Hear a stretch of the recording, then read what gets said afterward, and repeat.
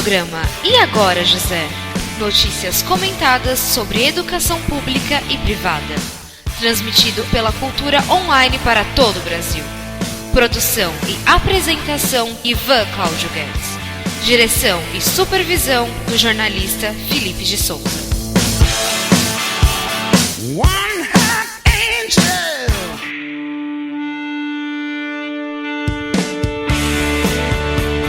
Boa tarde, ouvintes da Cultura Online Brasil. Está no ar o programa E Agora, José?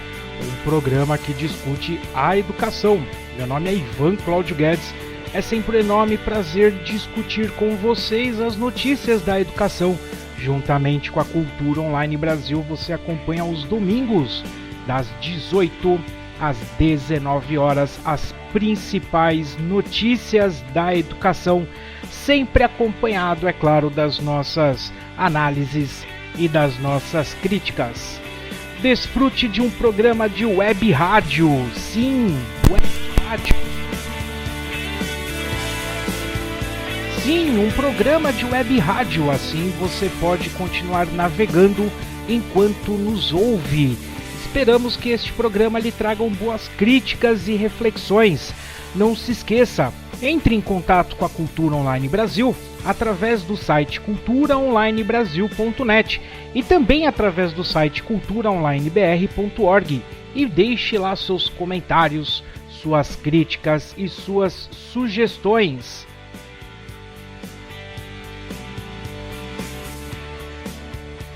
Você também pode acompanhar as notícias da educação no Facebook do programa Agora José.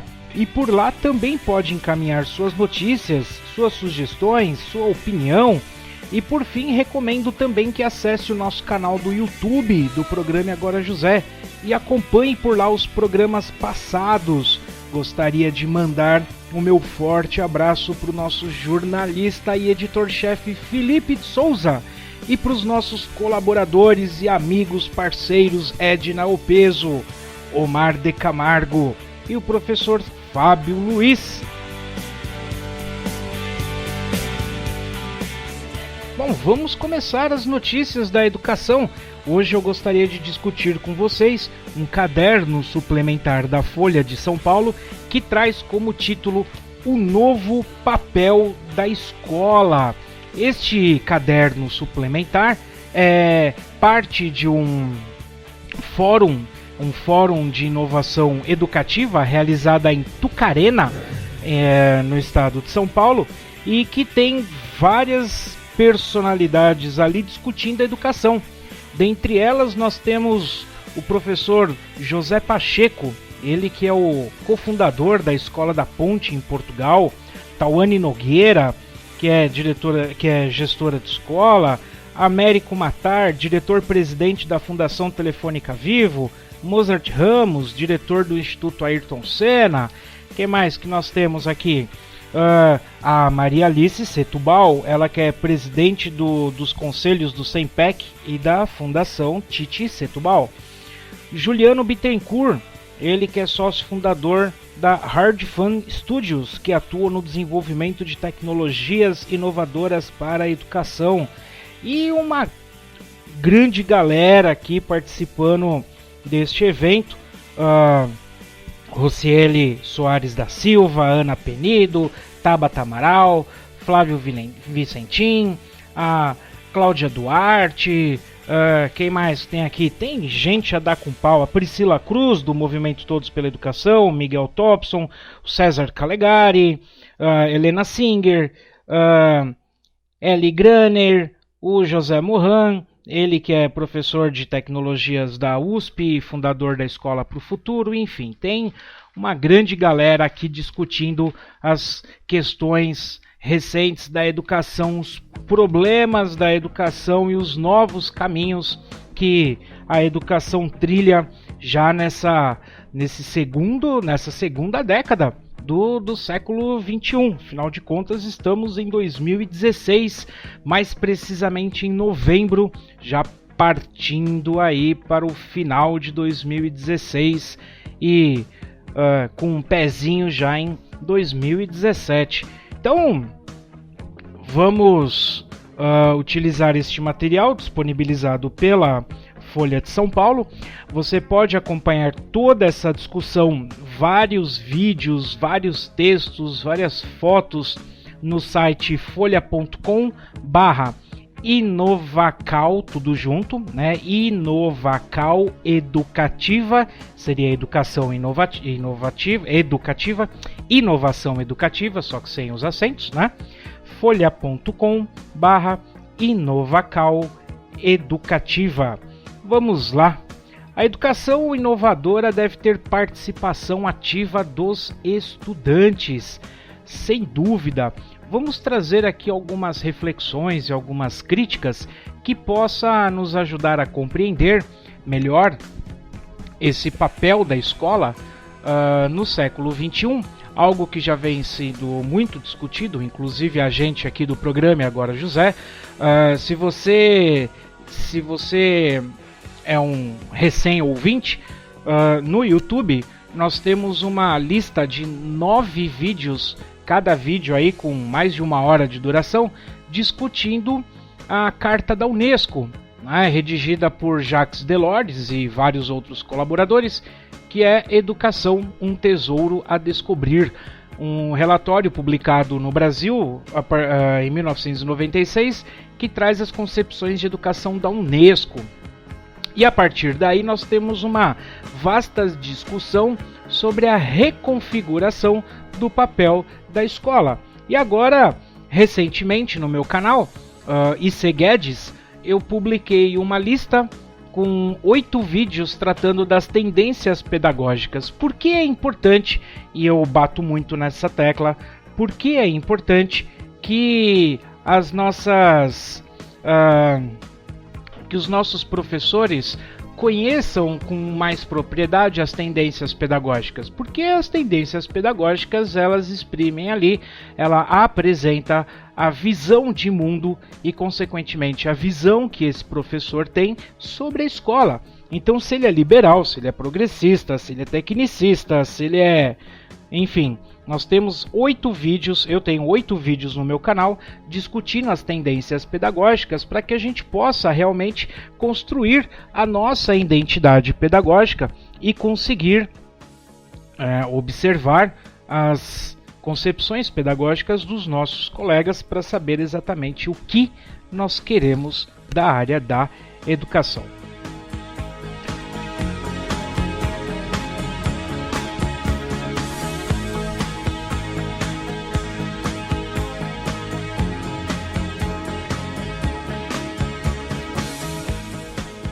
Uma escola em que os alunos tomam decisões sobre sua própria educação e onde professores atuam mais como mentores do que como expositores de conteúdo.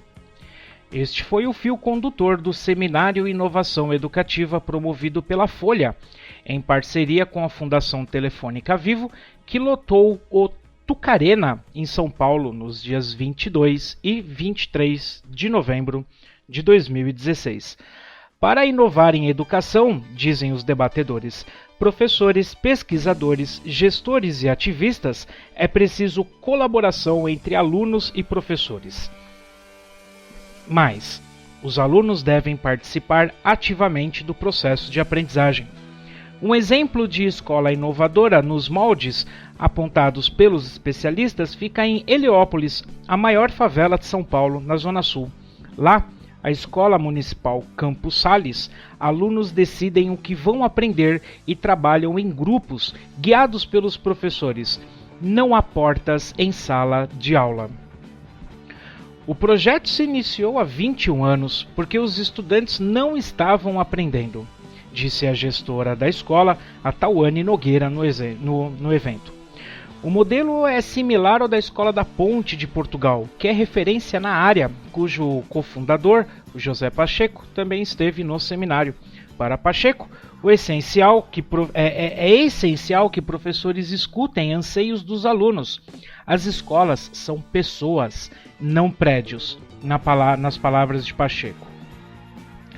A necessidade de participação dos estudantes na escola deve ser extrapolada para as políticas públicas.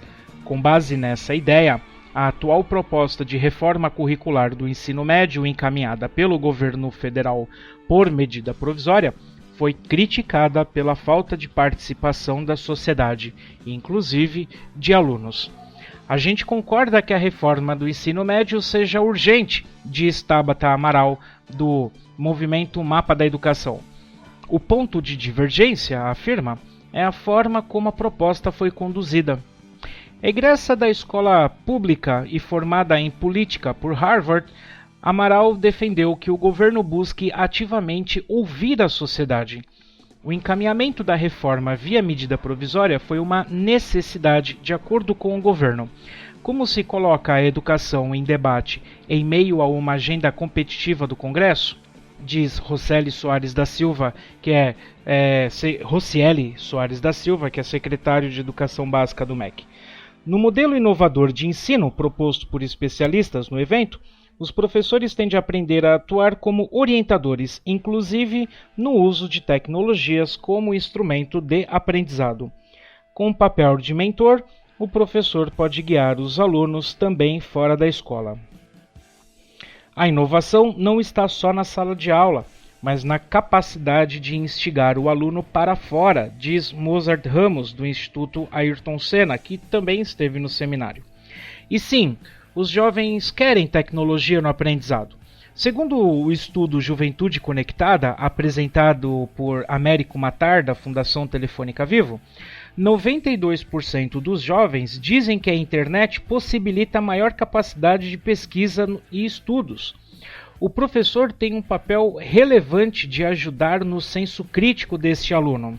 A disseminação de diferentes fontes de informação pela tecnologia, segundo César Calegari, do Conselho Nacional de Educação e da Faculdade SESI de São Paulo, reforça a necessidade de que os professores sejam mais orientadores de descobertas do que transmissores de conhecimento. O problema é que no Brasil a educação ainda derrapa em problemas estruturais. A maior parte dos professores, por exemplo, é formada numa área diferente daquela que leciona. Temos mais professores graduados em matemática do que em física, dando aula de física, afirma Priscila Cruz, do movimento Todos pela Educação. Ela apresentou no evento a pesquisa Formação de Professores no Brasil. Os dados refletem uma ideia de improvisação da atividade docente no país, diz Calegari. Essa é a primeira reflexão trazida por este caderno especial da Folha de São Paulo, publicado sábado, 26 de novembro de 2016, que traz esse fórum, o Fórum Inovação Educativa, e tem vários trechos aqui que a gente poderia pegar para discutir. Um deles é justamente essa questão dos alunos decidirem em assembleias o que vai aprender, o que não vai aprender. Isso é interessante porque isso me lembra uma tendência progressista chamada tendência pedagógica libertária. Não é a libertadora de Paulo Freire, tá? É a tendência progressista libertária, em que ele tem essa característica de conselho, tem essa característica de que os alunos devem fazer as escolhas, de que eles se juntam em agremiações, associações e participam do planejamento da escola, participam dos trabalhos desenvolvidos, e o professor, ele atua junto com os alunos. Ele não é um mero transmissor de conhecimento, como foi dito aqui na reportagem. A ideia de que o professor é um transmissor de conhecimentos é uma ideia fundamentada na pedagogia tradicional liberal, que também está presente. É o segundo vídeo desta série que eu recomendo vocês sobre as tendências pedagógicas. É muito importante. Outro fato que eu gostaria de chamar a atenção aqui é para essa questão da formação do professor. A formação do professor, infelizmente, muitos professores, quando a gente fala de Brasil, um país enorme, a formação dos professores nem sempre são professores formados nessas áreas, em áreas específicas, que atuam exatamente na área em que ele está lecionando, como é o exemplo do professor que é formado em matemática e da aula de física. O professor que é formado em matemática e dá aula de física, muitas vezes ele só conhece a parte teórica da física, isto é, as contas, as fórmulas. Eu passei por esse problema, eu não esqueci do meu ensino médio. No meu ensino médio eu tinha o professor de matemática que era o professor de física e só dava fórmula. Eu fui conhecer física dando aula em outros colégios, juntamente com um professor formado em física, ou seja, que é físico e que trabalhava muito mais com experiências, deixando ali a questão da fórmula, da conta, para depois de que o aluno tinha aprendido como funcionava a mecânica da coisa. Aí ele partia para o cálculo, aí ele partia para essa teoria. Então era uma concepção totalmente diferente daquilo que eu tinha vivenciado e eu achava isso fantástico.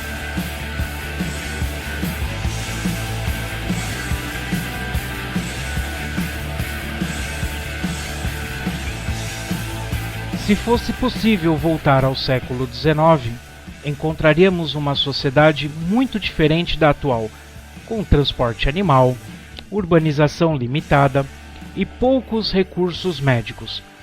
Algo, no entanto, estaria praticamente igual aos dias de hoje: a escola. As instituições de ensino que conhecemos, com sala de aula, lousa, alunos enfileirados, professor e livro didático, surgiram no século XIX. Naquela época, a ideia da nova disposição de alunos e do uso de recursos como lousa era viabilizar o ensino simultâneo de um grupo de alunos. Quem diz isso é Daniel Chiozzi, da PUC de São Paulo, ele que é especialista em História da Educação. Até então, a educação era restrita a certos grupos e baseada na memorização. Hoje, as escolas que inovam são aquelas que fazem algo diferente desse modelo, seja do ponto de vista pedagógico, didático ou mesmo arquitetônico, por exemplo, em uma nova disposição dos alunos na sala de aula. De acordo com Paulo Blickstein, especialista em educação e inovação da Universidade de Stanford, nos Estados Unidos, uma das fronteiras da inovação da atualidade é o aprendizado por projetos e não por disciplinas. Os alunos são convidados a responder uma pergunta, por exemplo, de sua comunidade, e têm de desenvolver uma solução em grupo, o que de quebra trabalha os chamados aspectos não cognitivos, como a capacidade de se expressar e resolver conflitos no grupo e de ser resiliente. No Brasil, escolas inovam trabalhando com os alunos em grupos e sem provas. Há casos até em que as salas de aula foram extintas, como na Escola Municipal Campos Sales, em Heliópolis. Lá, o aprendizado acontece em grupos, em um único espaço de estudos, com um conteúdo escolhido pelos alunos e não há provas. Quem também trabalha sem avaliações e até sem séries é o Projeto Âncora, na Grande São Paulo. Já o tradicional Colégio Paulistano Bandeirantes oferecerá em 2017 aulas de laboratório de Física, Química e Biologia e Artes de maneira conjunta em uma mesma disciplina, com vários docentes. Se der certo, a proposta será considerada inovadora. Isso porque, para ser uma inovação de fato, dizem os especialistas em educação ouvidos pela Folha, as mudanças nas escolas têm de impactar o comportamento dos gestores, dos professores e dos alunos em termos de aprendizado, ou seja, elas têm de ser eficientes. Inovação na escola pode ser medida mais por motivação dos alunos para o estudo e melhores desempenhos, diz o Fernando Abrúcio, que é especialista em políticas públicas de educação da Fundação Getúlio Vargas em São Paulo. Trocando em miúdos, uma escola que altera sua lógica e consegue engajar alunos e melhorar resultados em exames pode ser considerado uma instituição inovadora.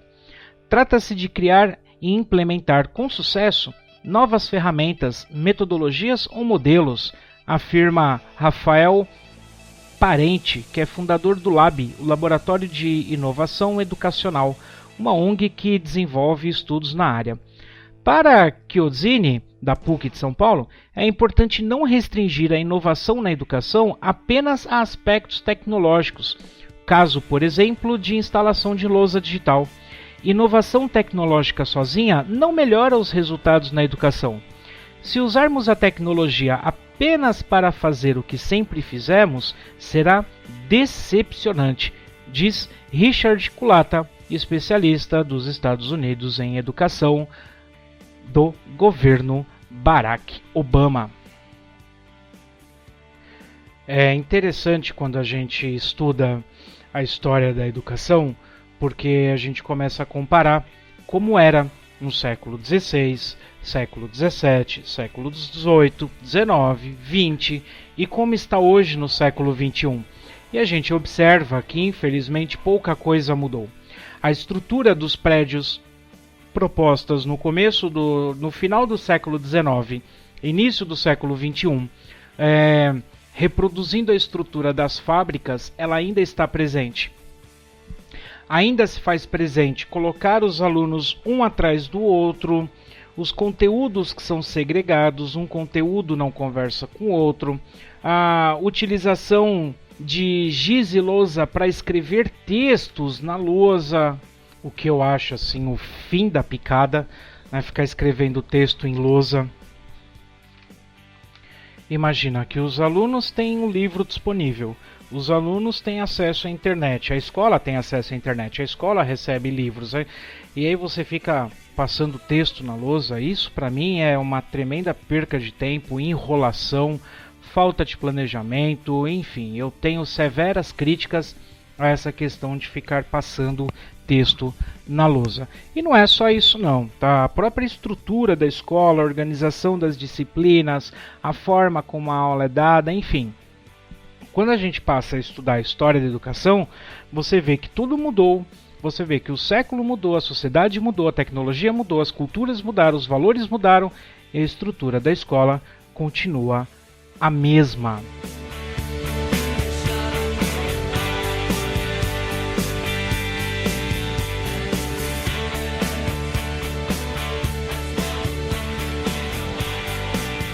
Uma semana na escola, outra em casa.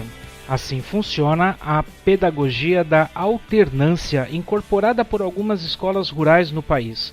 Nelas, os alunos devem considerar a experiência de pais e vizinhos, pequenos produtores agrícolas, para integrá-la ao conhecimento formal. O tempo que os alunos passam em casa é ocupado com atividades como entrevistas com pais e moradores próximos de onde vivem. As respostas dão a direção das aulas na semana em que os jovens voltam à escola. A pesquisa pode servir para que se trabalhe a história local, por exemplo. O professor de matemática pode ensinar demografia com dados dos moradores, diz João Paulo Reis Costa, coordenador do EFASC, Escola Família Agrícola de Santa Cruz do Sul, no Rio Grande do Sul. Desde 2009, a EFASC formou 150 jovens. Um terço deles já frequentam a universidade e cerca de 90% estão vinculados à agricultura familiar. Nossos alunos continuam auxiliando as famílias, seja orientando os pais ou até mesmo tocando as propriedades. Maurício Dorfey, de 18 anos, é um deles. Aluno do terceiro ano da EFASC, ele usa parte do sítio da família para cultivar os orgânicos que vende na feira. Existem hoje 148 escolas que aplicam essa pedagogia no país. Elas tiveram cerca de 16 mil matriculados em 2016. Nascida na França, nos anos 1930, da insatisfação de agricultores com a educação do país, que não atendia às suas expectativas na formação dos filhos, a pedagogia da alternância chegou ao Brasil em 1969, com a implantação de 3 escolas no Espírito Santo. Muitos alunos já ouviram que se ficarem na roça é porque não serve para outra coisa, conta Costa. Segundo ele, é preciso recuperar o valor do conhecimento que o pequeno agricultor possui. Cláudia Souza Passador, que é coordenadora do GEPUBIC, que é o Centro de Estudos de Gestão e Políticas Contemporâneas, que é da USP, lembra que ainda é comum no país a associação entre rural e arcaico ou ultrapassado, mas argumenta: grande parte dos municípios brasileiros depende da atividade agrícola. Escolas que praticam a pedagogia da alternância assumem que o aluno é filho de agricultor e trabalha a partir desse fato. Isso gera valorização da agricultura familiar e tem efeito positivo na autoestima do estudante. A educação do campo é voltada para um Brasil que não existe. Se a escola não é adequada para a vida do estudante, o conteúdo deixa de fazer sentido e o desempenho fica comprometido. Então, é muito interessante essas experiências, por exemplo, na zona rural. Claro, a área urbana, ela depende da zona rural. Nós dependemos da produção agrícola, nós dependemos da zona rural. E a zona rural, por sua vez, também depende da área urbana, porque é ela que vai bancar essa, através da compra, né, da sua produção, é ele que vai bancar essa questão da infraestrutura. E isso serve inclusive para gerar novos trabalhos, para gerar novas expectativas, melhorar a autoestima daquele que trabalha na roça, naquele que trabalha no campo, na fazenda, para que se diminua a questão das migrações, do êxodo rural. Ora, se nós já temos este problema no Brasil com relação ao êxodo rural por falta de mão de obra no campo, na agricultura familiar, né, em querer ser um empresário, um agroempresário, um agricultor, enfim, mexer com agronegócios, nós temos esse problema do excesso dessa migração. Então, a escola, nesse sentido, ela também precisa se reinventar na área rural para que atinja as expectativas da zona rural. E não ter um sistema único, fadado, padronizado, para que atinja a todos. Isso precisa ser revisto urgentemente.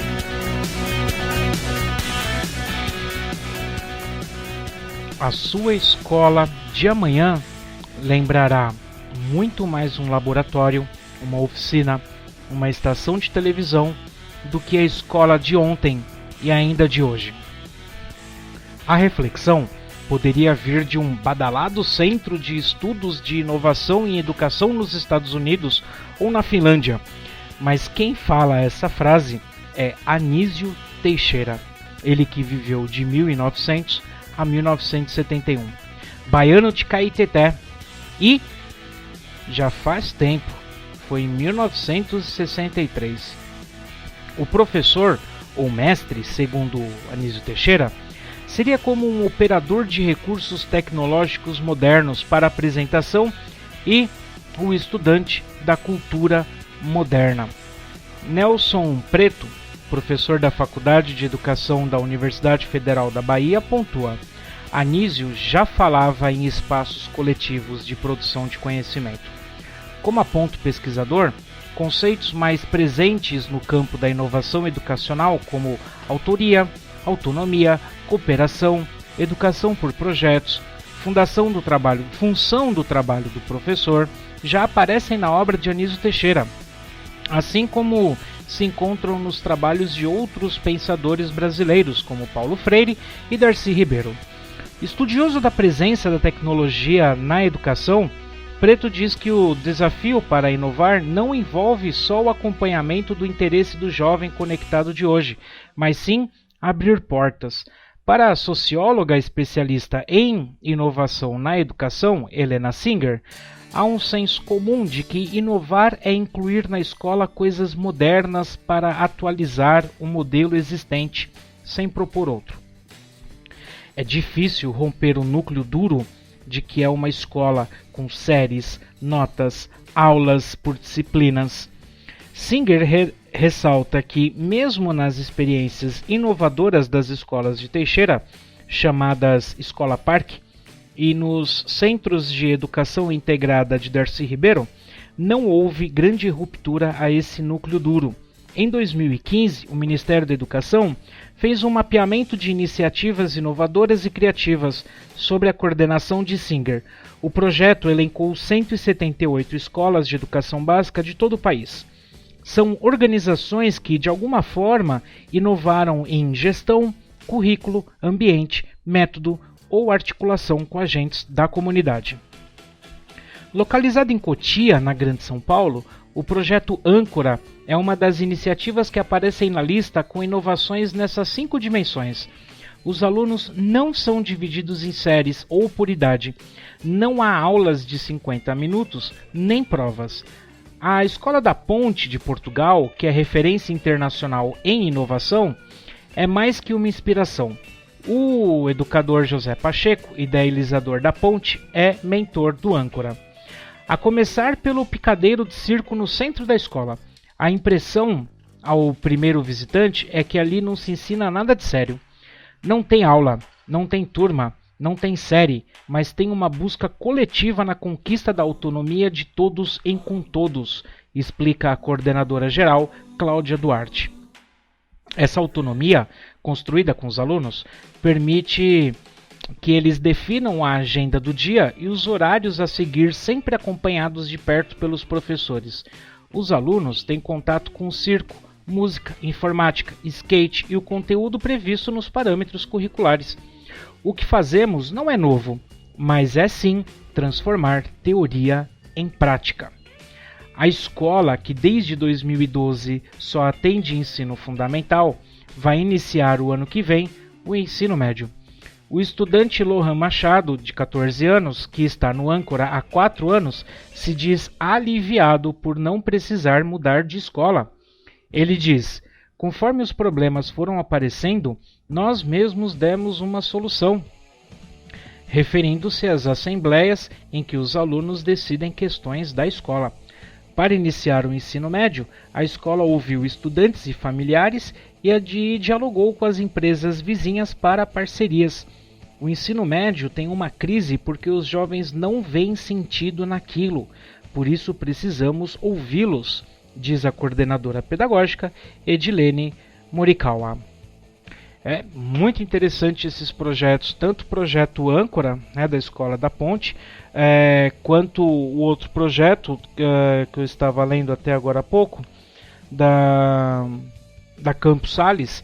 Eu acho que são projetos para a gente acompanhar muito de perto e ver como eles se concretizam, né? Como que eles se articulam. Isso é muito interessante, isso é muito show de bola da gente poder realmente mudar esse cenário que está aí, né? Vamos combinar.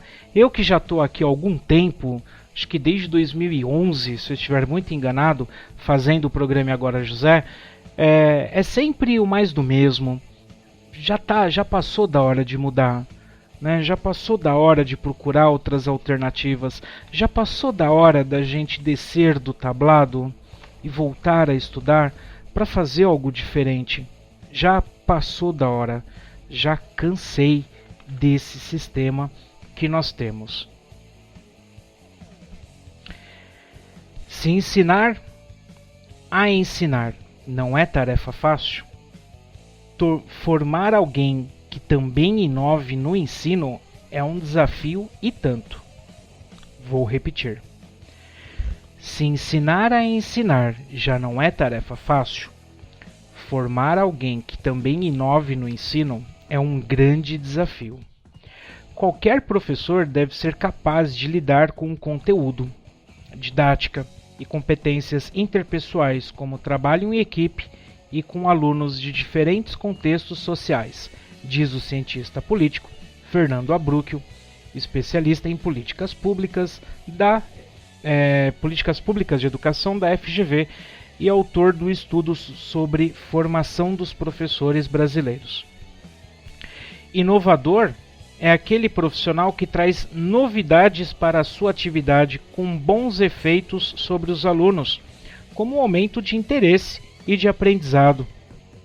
No Brasil, não é raro falharmos já nos quesitos básicos. No Brasil, não é raro falharmos já nos quesitos básicos. Mesmo um dado positivo como o aumento da formação superior dos professores, que em 1991 apenas 20% deles eram graduados, e em 2013 passou para 75%, ganha outras nuances quando se observa que apenas 7,5% das disciplinas dos cursos presenciais de pedagogia remetem ao conteúdo daquilo que será ministrado em sala de aula. Além disso, esses cursos e as licenciaturas tendem a ser muito teóricos e pouco práticos, formando professores que não experimentaram uma dinâmica com alunos. Um professor inovador tem que ter uma boa formação que problematize práticas de sala de aula e metodologias. E isso é uma dificuldade para que os próprios professores que formam esses profissionais. A situação deve melhorar a partir de julho de 2017, quando entra em vigor a resolução do Conselho Nacional de Educação, que estipula que 20% da formação de todas as licenciaturas sejam dedicados à educação. Especialistas apontam que a familiaridade com metodologias ativas abre o caminho para a inovação na aula, bem como a organização de projetos sobre problemas reais que permitam aos alunos unir vários tipos de conhecimento. É preciso que o professor tenha formação integral, com conhecimento de métodos e processos cognitivos, de questões de natureza psicológica e de técnicas para usar tecnologia, segundo César Calegari. Pro Calegari, o professor inovador é menos um transmissor de conhecimento e mais um guia do processo de descoberta dos alunos. É importante que transite por vários campos do conhecimento e misture culturas, usando Lego ou quadrinhos para explicar a sua matéria, diz Miguel Thompson, ele que é diretor do Instituto Singularidades. O uso de tecnologia não é sinônimo de inovação, mas um instrumento para ela, permitindo um diálogo mais direto com alunos nativos digitais. As tecnologias digitais promovem ambientes dinâmicos e responsivos capazes de oferecer, em retorno, inteligência educacional aos gestores, diz Luciano Meira, que é professor de psicologia da Universidade Federal de Pernambuco e sócio fundador da Joy Street, que cria soluções tecnológicas para a educação. Para Lilian Basic, especialista em psicologia escolar do desenvolvimento, mais do que tudo, o professor tem que experimentar. Errar faz parte do processo de inovar.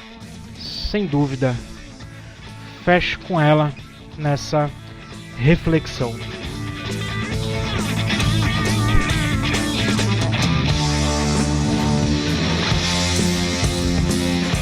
Sobre a questão do ensino médio, assim que a medida provisória da reforma do ensino médio foi anunciada, em setembro, a direção do Etapa, uma escola privada de São Paulo, iniciou estudos para adequar o currículo ao novo modelo.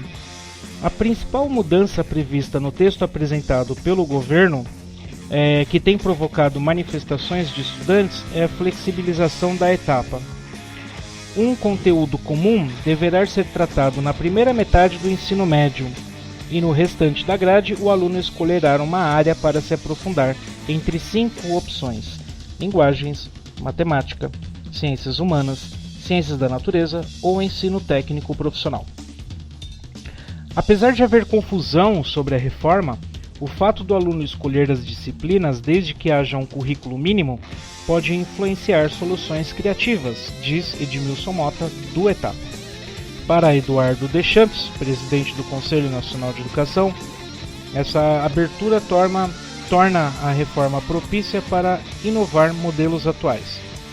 Há itens que permitem inovação, como não ter que trabalhar por disciplinas, mas pela lógica de competências. Deschamps chama a atenção para o protagonismo que o aluno pode vir a ter. A centralização de desenho no currículo do aluno é inovadora. Segundo ele, no entanto, só mudanças no Enem facilitarão alterações. O Colégio Bandeirantes em São Paulo fez mudanças que, para o diretor Mauro Aguiar, estão em consonância com a medida provisória. O aluno não ter um caminho único está entre o que há de mais avançado no mundo. Já o trabalho de desenvolvimento de projetos feito no laboratório multidisciplinar tem empolgado alunos e gestores. O espaço junta ensinamentos de ciências, matemática, tecnologia e artes.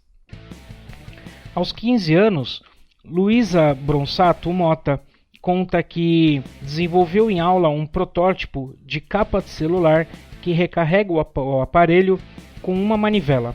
Trabalhamos várias matérias no projeto.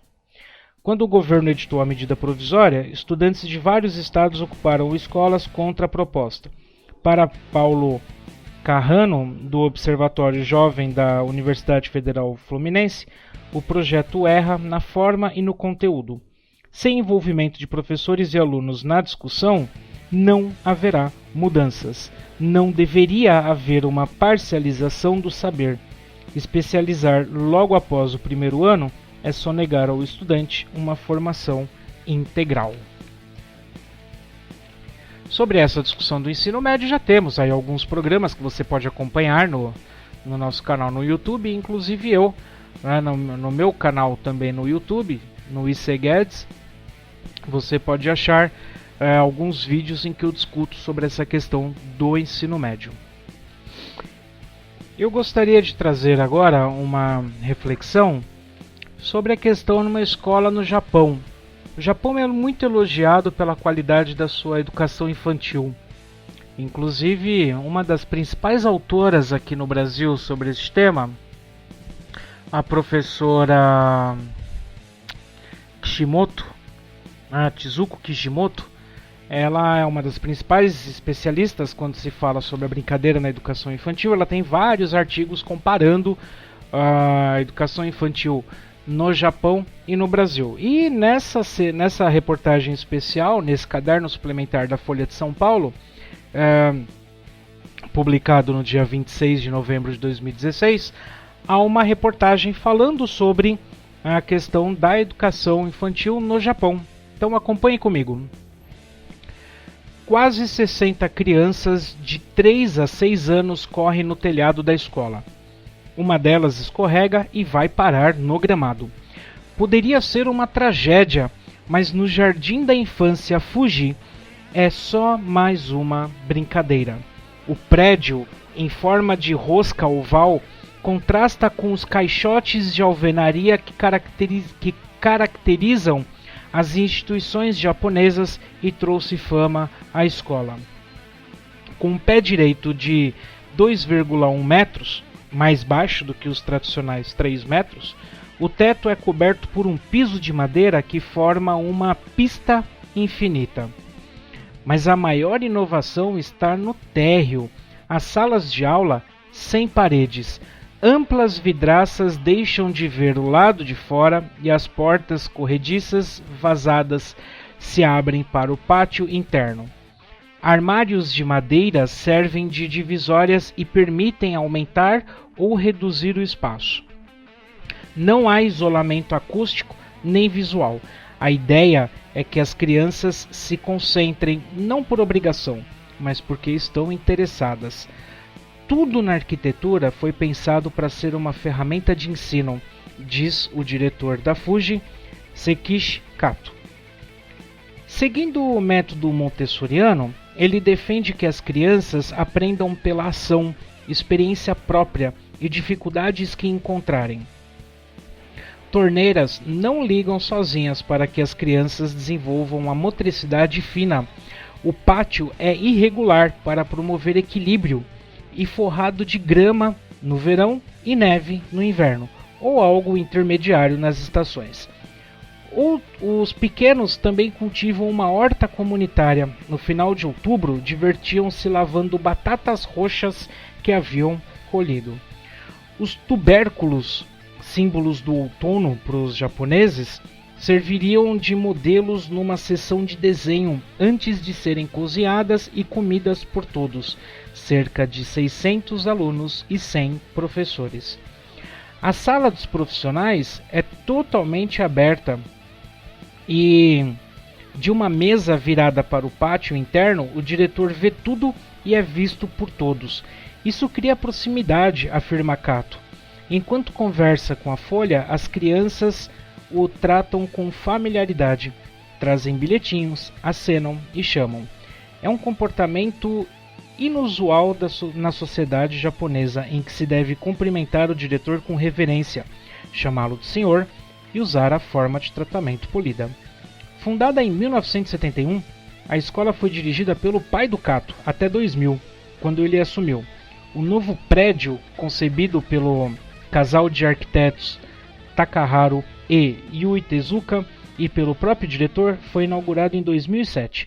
Virou referência em revistas de arquitetura e de educação e passou a inspirar novos projetos. Todos os anos, 300 candidatos disputam as 200 novas vagas. Há pais que se mudaram para Tachikawa, a 1 hora de trem do centro de Tóquio, só para matricular os filhos aqui, diz o diretor da Fuji. Nome de uma flor cujo ideograma é o mesmo sobrenome do diretor. Para atender a demanda, Kato tem planos de construir novos jardins da infância e uma escola fundamental. O sucesso não afetou o preço, só um pouco acima da média, segundo os pais ouvidos pela Folha, mas tumultuou a rotina do diretor.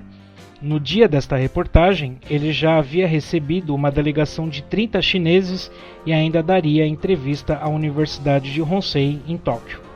Virei um guia turístico, reclama ele, bem-humorado. Muito show de bola, são diferentes experiências que merecem ser tratados, merecem ser estudados, conhecidos, para que a gente possa mudar a nossa estrutura aqui também. Claro que quando se fala de educação infantil, eu costumo lembrar muito da minha escola de educação infantil e começar a comparar como era na década de 80 e como é hoje. Muita coisa mudou, é verdade. Principalmente na educação infantil, você tem várias experiências positivas que ganharam mais destaque. Mas ainda existe um grande número de escolas, grande mesmo, tá? E uma grande quantidade de professores que ainda tratam a escola como depósito de crianças. Professores, gestores, sistema de ensino, secretários de educação que ainda tratam a educação infantil como um depósito de crianças apenas para que o pai possa ir trabalhar. E não trabalham com essas crianças o seu desenvolvimento cognitivo, afetivo, motor. Então, fica aqui a reflexão de hoje. Tem mais reportagens, tem mais notícias, tem mais discussões. Eu recomendo muito que você acesse o site da Folha, que eu disse no começo deste programa e que eu vou repetir assim que eu achar ele novamente, para que você veja os vídeos, estude essas reportagens, é muito legal. folha.com/inovacal educativa, tudo junto, inovação educativa, folha.com/inovação educativa. Eu espero que este programa tenha lhe trazido diversas críticas e sugestões. Escreva para o programa Agora José. Acesse o nosso Facebook, curta a nossa página do Facebook, acompanhe as notícias, escreva para a gente. É muito importante a gente trocar ideia. Para quem nos escuta pelo YouTube no decorrer da semana, deixe seus comentários, compartilhe com seus amigos, vamos ampliar as possibilidades de se discutir a educação.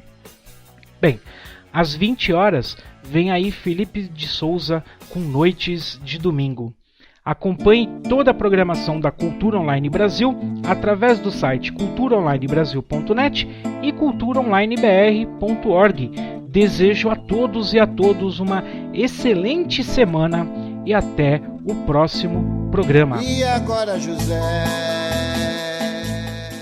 Se você não quer perder nenhuma notícia da educação, nenhum programa E Agora José, você se inscreve no nosso canal, clica na catraca, enviar para mim todas as notificações desse canal e dá o OK. Se você já foi inscrito, clica na catraca e apenas clique em enviar para mim todas as notificações desse canal e clique em salvar. Agora, se você quer constantemente ser atualizado com as principais notícias da educação, acesse facebook.com/prog.eagorajosé e visite a nossa página em que constantemente você será atualizado com as principais notícias da educação. Para isso, você curta a nossa página, clique aqui em curtir e No seu feed de notícias, clique aqui em ver primeiro. Pronto. Assim, as principais notícias da educação vão aparecer na sua linha do tempo e você vai ser sempre atualizado com os vídeos do programa E Agora José. Um forte abraço e vamos juntos discutir a educação.